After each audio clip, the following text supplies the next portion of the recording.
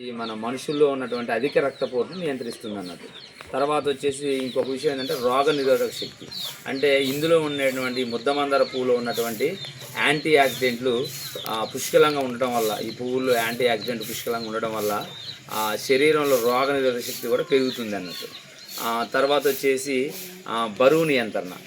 ఇది శరీరంలో కొవ్వు పెరగపోకుండా నిరోధించి జీర్ణక్రియను మెరుగుపరుస్తుంది అన్నట్టు. కాబట్టి ఈ ముద్దబందారం యొక్క పువ్వులను మనం బరువు నియంత్రణలో కూడా వాడవచ్చు. తర్వాత వచ్చేసి మధుమేహం అంటే మనం ముద్దబందారం టీ మనం మామూలుగా ఏంటంటే రక్తం నుంచి అంటే చక్కెర స్థాయిల్ని అదుపులో ఉంచడానికి కూడా ఈ ముద్దబందారం యొక్క పువ్వు ఉపయోగపడుతుంది. అయితే ఫ్రెండ్స్ దీని యొక్క కొమ్మలు అంటే కాడలు ఈ యొక్క మరి ఆకులు కూడా మనకు ఉపయోగకరమే. అంటే దీని వేర్లు అన్నీ కూడా యావత్తు కూడా ఈ పుష్పంలో అన్నీ ఈ మొక్క యొక్క అన్ని భాగాలు కూడా మనకి ఆరోగ్య సంరక్షణలో ఉపయోగపడతాయి. అయితే ప్రధానంగా ఈ పుష్పం యొక్క విషయాలు మనం తెలుసుకున్నాం కదా.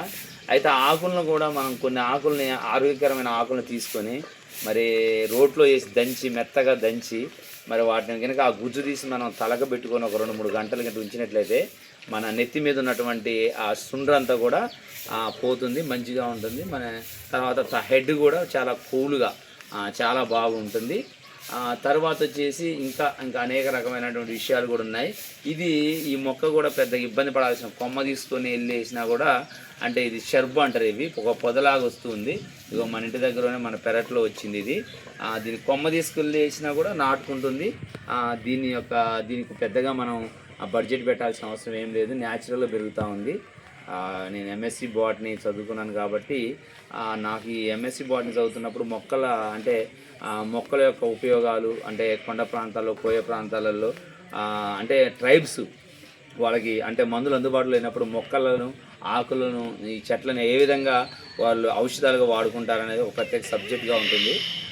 కాబట్టి అందులో భాగంగా మీకోసం ఈ కొంత సమాచారాన్ని అందిస్తున్నాను.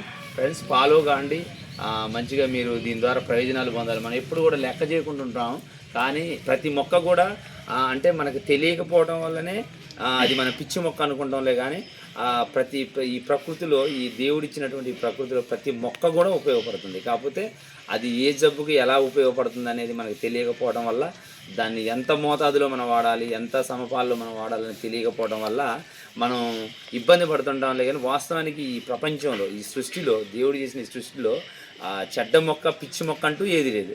అంటే దాని ఉపయోగం మనకు తెలియనప్పుడు, దాని లాభాలు మనకు తెలియనప్పుడు మనం దాన్ని పిచ్చి మొక్కగా పరిగణిస్తాం. కానీ ఎవరైనా వచ్చి దాని ఉపయోగాలు, లాభాలు చెప్పినప్పుడు వెంటనే అది మనకి విలువైన మొక్కగా మనకి చాలా కనిపిస్తూ ఉంది. ఫ్రెండ్స్, అయితే మన ప్రకృతిలో మనం చూస్తున్న ఈ సమాజంలో ఎన్నో మొక్కలు మనకు కనిపెడుతూ ఉంటాయి. ఇవాళైతే ఈ ఐబిస్కస్ కెన్నబెర్నస్, ఐబిస్కస్ రోజెస్ సైనెన్సిస్ ముద్దమందారం గురించి మీకు చెప్పాను. మరలా ఇంకొక వీడియోలో ఇంకోసారి కలిసినప్పుడు ఇంకొక మొక్క ఉపయోగాల గురించి తెలుసుకుందాం.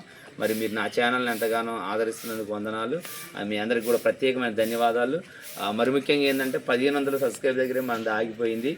మీరందరూ కూడా షార్ట్స్ చూడండి. షార్ట్స్ చాలా 2 లక్షలు, 3 లక్షల మంది ఒక్కొక్క వీడియోని కూడా, ఒక్కొక్క షార్ట్ని 2-3 లక్షల మంది కూడా చూస్తున్నారు. షార్ట్స్ చూడండి, ఆ వీడియోని కూడా షేర్ చేయండి, మరి లైకులు చేయండి, మమ్మల్ని ఆదరించండి.